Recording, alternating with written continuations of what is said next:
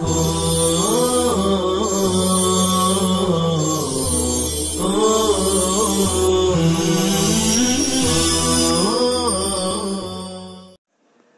لله رب العالمين والصلاة والسلام على سيد الأنبياء والمرسلين سيدنا محمد وآله وصحبه أجمعين۔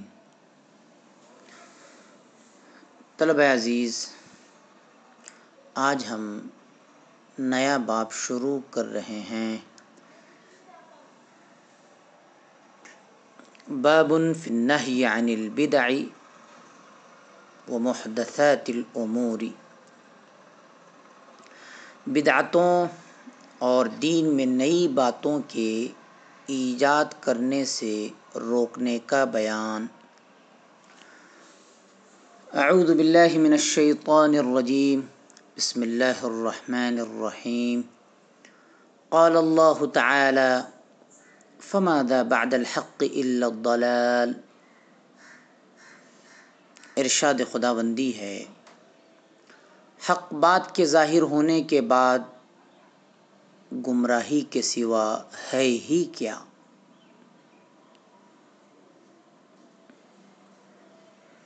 آیت شریفہ کے بارے میں مفسرین رحمہم اللہ کہتے ہیں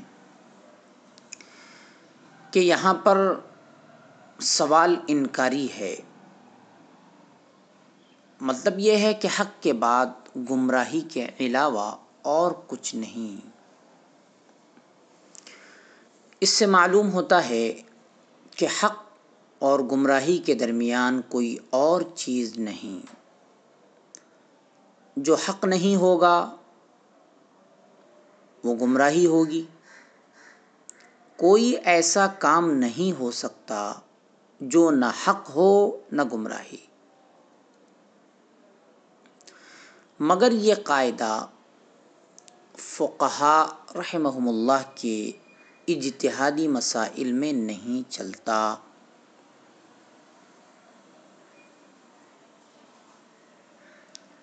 وہاں پر جانب خلاف کو ضلال اور گمراہ نہیں کہہ سکتے۔ وقال تعالی ما فرطنا فی الکتاب من شیء۔ ارشاد ربانی ہے، ما فرطنا فی الکتاب، ہم نے کتاب یعنی لوح محفوظ میں من شیء کسی چیز کے لکھنے میں کوتاہی نہیں کی۔ الکتاب سے یا تو مراد لوح محفوظ ہے۔ اس صورت میں مطلب آیت کریمہ کا یہ ہوا کہ لوح محفوظ یعنی اللہ جل شانہ کا علم ہماگیر ہے۔ ظاہر یا پوشیدہ کوئی چیز اللہ کے علم سے باہر نہیں۔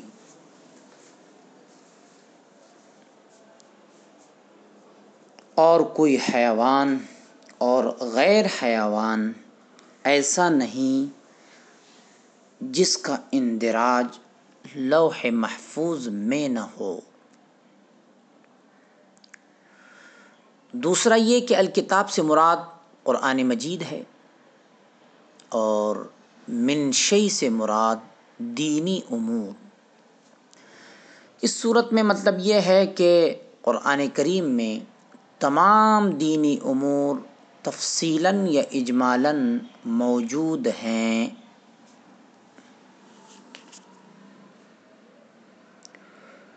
سوال یہ ہے کہ اللہ جل شانہ کا علم ازلی اور محیط اور ساتھ ساتھ کافی و شافی بھی ہے، تو اللہ تعالیٰ نے کیوں لکھوائے؟ جواب یہ ہے کہ اللہ جل شانہ کا علم کافی ہی تھا، مگر لکھنے کے ذریعے منضبط کر لینا، محفوظ کر لینا، یہ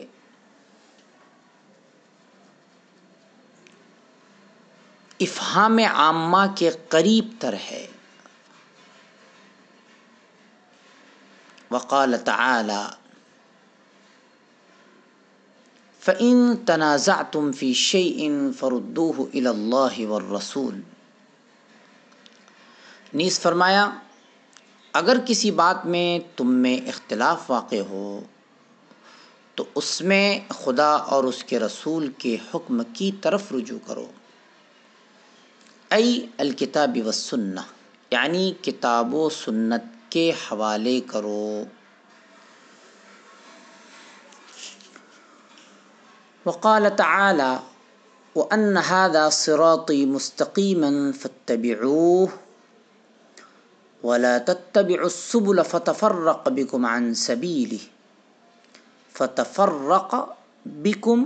عَنْ سَبِيلِهِ، نیز فرمایا اور یہ کہ میرا سیدھا راستہ یہی ہے تو تم اسی پر چلنا اور راستوں پر نہ چلنا کہ ان پر چل کر خدا کے راستے سے الگ ہو جاؤں گے۔ ان ھذا صراطی مستقیما، ھذا کا اشارہ دین اسلام کی طرف ہے، یا قرآن یا سورۃ انعام کی طرف۔ پہلی دوسری صورت میں مطلب آیت کریمہ کا یہ ہوا کہ دین اسلام یا قرآن کریم میں سیدھا راستہ ہے، پس اس کی ہی اتباع کرو۔ تیسری صورت میں ترجمہ ھذا کا اشارہ سورہ انعام کی طرف ہے، کیونکہ انعام میں بھی اللہ نے پورے اصول اسلام،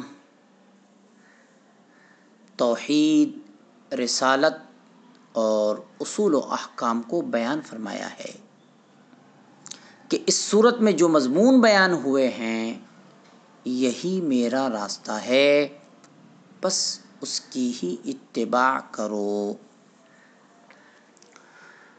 وَلَا تَتَّبِعُوا السُّبُلَ فَتَفَرَّقَ بِكُمْ عَنْ سَبِيلِهِ، یعنی اللہ تک پہنچنے کا اور اس کی رضامندی حاصل کرنے کا اصل راستہ تو ایک ہی ہے، مگر لوگوں نے اپنے اپنے خیالات میں مختلف راستے بنا رکھے ہیں۔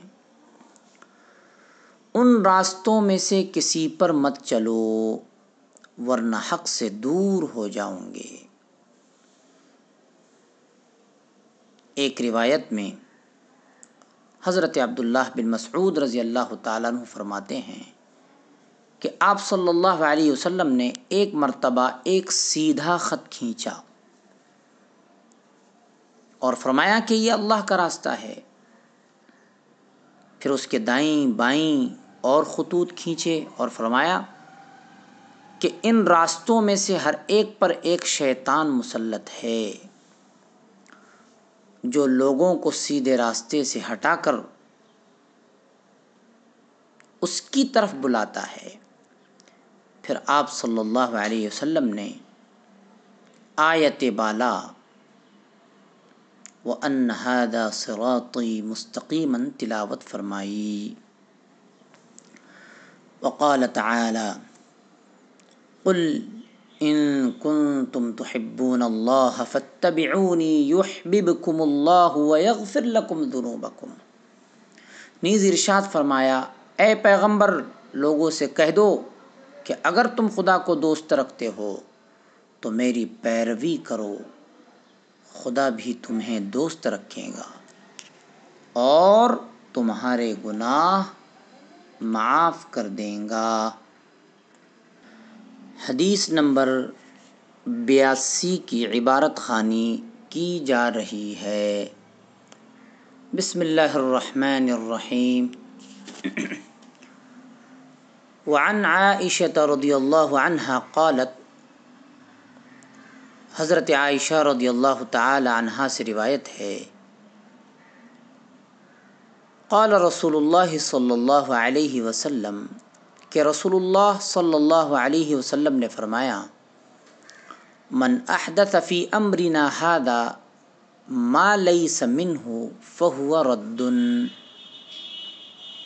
جس شخص نے ہمارے دین میں ایسی چیز کو ایجاد کیا جو دین میں سے نہیں ہے پس وہ مردود ہے۔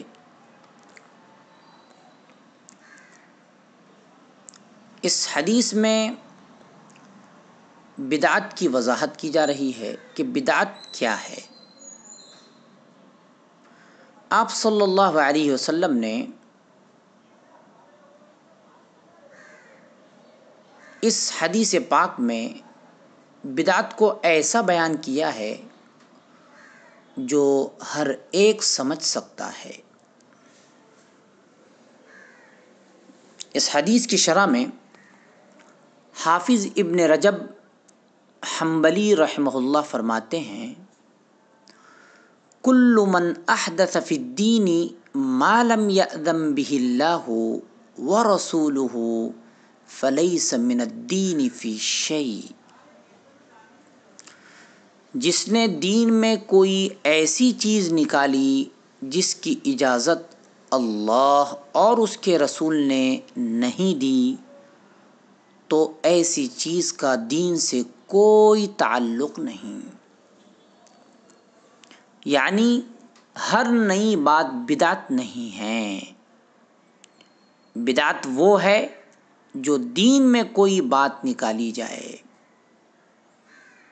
اسی وجہ سے بعض روایات میں امرنا کی جگہ پر دیننا کے الفاظ وارد ہوئے ہیں۔ امرنا اس لیے ہم نے کہا کہ یہاں حرف جر داخل نہیں ہے، ورنہ حدیث پاک میں فی امرنا کے الفاظ ہے۔ اس اعتبار سے ہم کہیں گے فی دیننا کے الفاظ بھی وارد ہوئے ہیں۔ حافظ ابن حجر رحمہ اللہ نے بھی فی امرنا ھذا کی شرح والمراد امر الدین کے ساتھ فرمائی ہے۔ مطلب یہ ہے ہر بدعت اور ہر نئی چیز یہ مردود نہیں ہے، بلکہ مردود وہ ہے، مردود کا مطلب ناقابل قبول، ناقابل اعتبار، وہ ہے جو دین اسلام کے اندر دین سمجھ کر کیا جائے۔ اسی طرح سے مولانا خلیل احمد سہارنپوری رحمہ اللہ فرماتے ہیں امرنا ھذا سے مراد امر دین ہے۔ اس حدیث میں بدعت کے سلسلے میں نہایت اہم ضابطہ اور قاعدہ بیان کیا گیا ہے۔ اگر اس ضابطے کو سامنے رکھا جائے تو آدمی بدعت کو جان جائے گا اور اس کا چھوڑنا بھی اس کے لیے آسان ہو جائے گا۔